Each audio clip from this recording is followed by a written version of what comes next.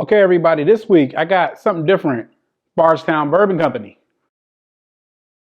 Check this out. I kind of wanted to go off the beaten path. I tend to stay with most of the established distilleries, corporate juggernauts, and everything else. Sometimes I'll do something new, like that smoke wagon video that I did. But yeah, I'm kind of trying to do something different here, and I came across this Bardstown Bourbon Company bottle.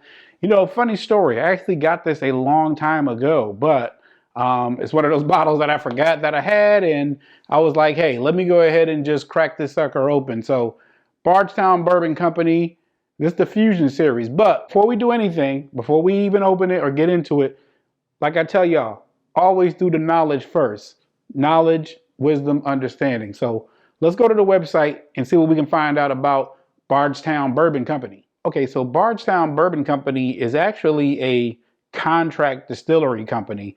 They started out because they realized that with so much, demand in whiskey and bourbon coming on, they basically said, we're going to make a whiskey factory. Think of it that way. It's more like a whiskey factory. So people contract distill there. So if you want to make your specific bourbon, you go there, you tell them what mash bill you want, how long you want it to ferment, all the details. Contract distilling company. If you look at their core lineup, though, they basically do two things. They do the Fusion and they do the Discovery series. The Fusion series is a blend of their own stuff, younger stuff, as well as some sourced whiskey. So, for example, on the website, it'll say, in this series, this Fusion series, this is the blend that's in there. It tells you exactly what's in there.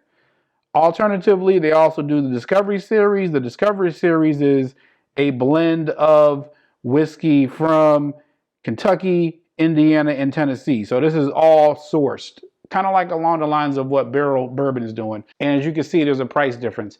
Fusion series is about $65, whereas the Discovery series is like $140. So big difference between the two. And that's why I ended up getting the Fusion, because I remember when I was in the store, I was like, all right, do I want to drop $140 on something that I didn't know?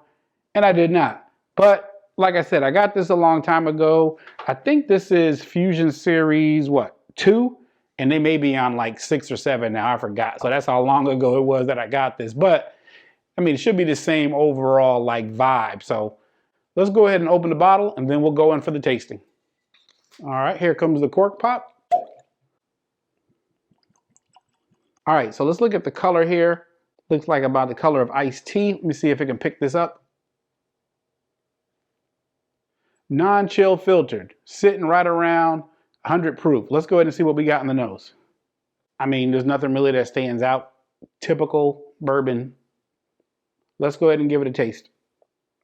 Okay. Very, very interesting. Long finish. Good mouthfeel, as you would expect from a non-chill filtered bourbon. Very neutral, very balanced on the palate, but just heading a little bit toward like the spicy side, just a tint. You know what? Let's go ahead and look at the label. I forgot. If you look at the label, they tell you exactly what's in here.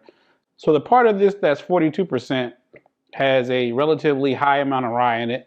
And the second biggest part, has a higher percentage of rye. What's that, 18%? Yeah, that explains it. Yeah, man, I like it. Wow, this is pretty good.